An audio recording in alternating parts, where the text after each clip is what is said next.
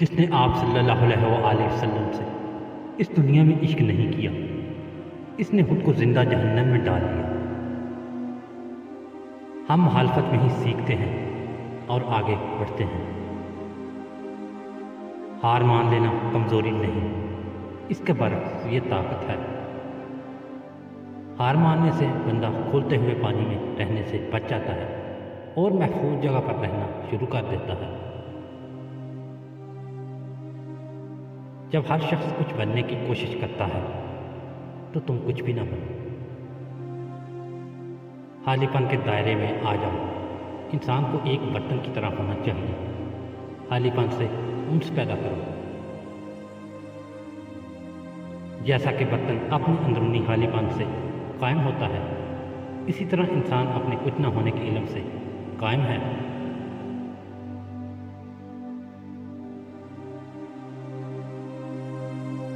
ایک اچھا انسان کسی کی شکایت نہیں کرتا، وہ حامیاں تلاش نہیں کرتا۔ خوشی خالص اور صاف پانی کی طرح ہے، جہاں جہاں یہ بہتا ہے حیرت انگیز طور پر شاندار شگوفے کھلتے ہیں۔ غم ایک سیاہ سیلاب کی مانند ہے، جہاں جہاں یہ بہتا ہے شگوفوں کو کملا دیتا ہے۔ اجزاء اگرچہ ہمیشہ تبدیل ہوتے رہتے ہیں، کل اپنی حالت پر برقرار رہتا ہے۔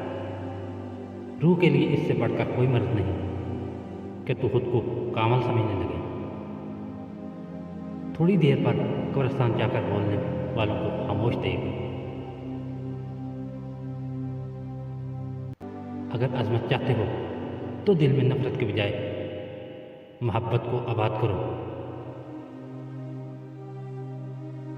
تمہاری اصل ہستی تمہاری سوچ ہے، باقی تو صرف ہڈیوں کا ڈھانچہ ہے۔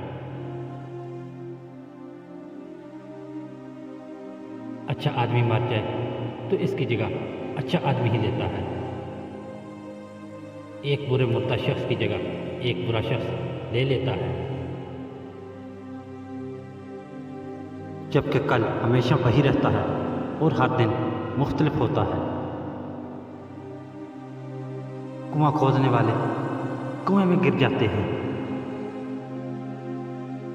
کوئی برا آدمی سزا پائے بغیر نہیں رہتا اور اچھائی جزا پائے بغیر نہیں ہوتی۔ حق پر یقین رکھو اور باقی جو ہوتا ہے ہونے دو۔